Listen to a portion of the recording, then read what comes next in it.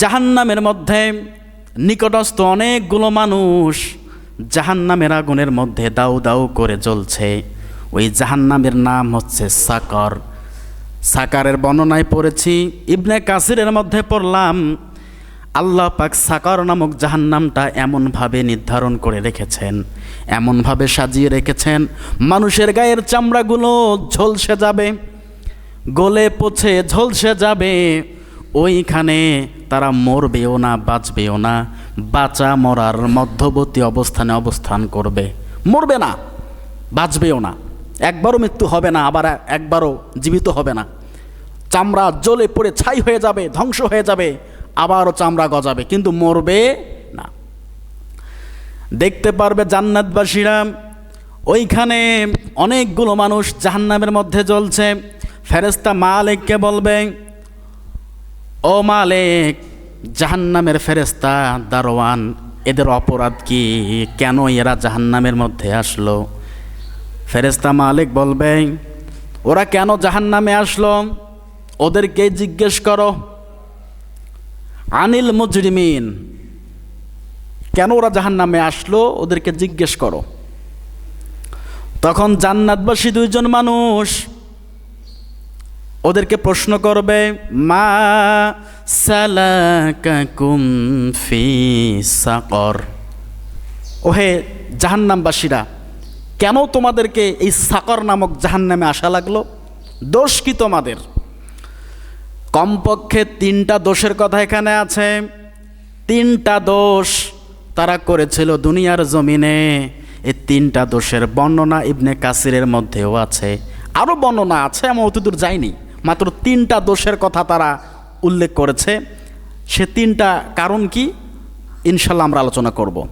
মা সালাকাকুম ফি সাকর, কিসে তোমাদেরকে এই সাকর নামক জাহান্নামে নিয়ে আসলো? কারণ কি? তোমাদের অপরাধ কি?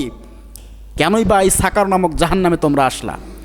ওই জাহান্নামবাসীরা এক বাক্যে উত্তর দেবে, ক্বালু লাম নাকু মিনাল মুসাল্লিন।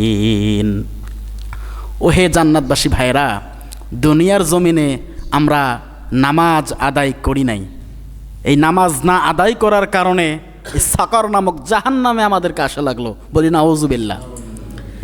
স্পষ্ট ব্যাখ্যা যে সালাত আদায় না করলে সাকর নামক জাহান্নাম আল্লাহ পাক রব্বুল আলামিন তাদের জন্য বরাদ্দ করে রেখেছেন। কোনো ভুল আছে? তাফসীর ইবনে কাসিরের মধ্যে সূরা মুদ্দাসসিরের ব্যাখ্যাটা পড়ে দেখবেন, স্পষ্ট বলা আছে। তারা দুনিয়াতে নামাজ আদায় করে নেই, হজ করেছি, জাকাত দিয়েছি, দান সদকা করেছি, মসজিদ নির্মাণ করেছি, মাদ্রাসা নির্মাণ করেছি। ক্বালু লাম নাকু মিনাল মুসাল্লিন, শুধুমাত্র মুসল্লিদের অন্তর্ভুক্ত ছিলাম না। এই অপরাধে আল্লাহ পাক রব্বুল আলামিন সাকর নামক জাহান্নামে আমাদেরকে নিক্ষেপ করেছে। ওয়া কুন্না নাখুদু মাআল খায়দিন ওয়ালাম নাকু নুতঈমুল মিসকিন।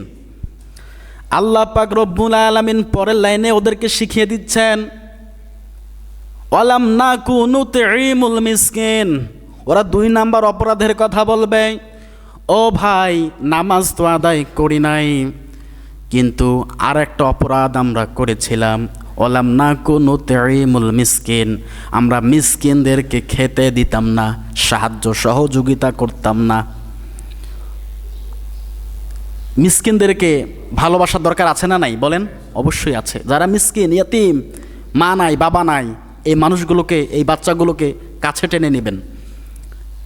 যখন দেখবেন এর বাবা মারা গেছে, 6-7 বছর 8 বছরের একটা বালক বা একটা মেয়ে, ছোট মানুষ, বোঝে না, তার বাবা থাকলে তাকে কি আদর করতো না? বলেন, আদর করতো, বুকে টেনে নিত।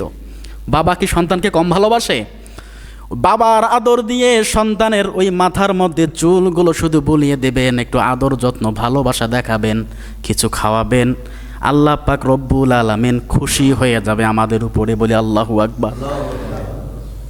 এই মিসকিন বাচ্চাদের উপরে, যাদের মা নাই, বাবা নাই, দয়া বাড়াবেন, মনটাকে নরম করে দিতে হবে। ওয়া কুন্না নাখুদু মাআল খায়দিন। ও ভাই, দুনিয়ার জমিনে আমরা আর একটা অপরাধ করেছিলাম, সমালোচনাকারীদের সঙ্গে আমরা লিপ্ত ছিলাম। তার মানে আমরা গীবত বেশি বেশি করতাম। যারা গীবত করত, যে জায়গায় গীবত বেশি হতো সেইখানে গিয়ে আমরাও সুর মেলাতাম, গীবত করতাম।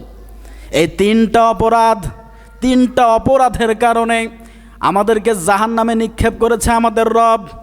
কয়টা অপরাধের কথা বললাম? তিনটা।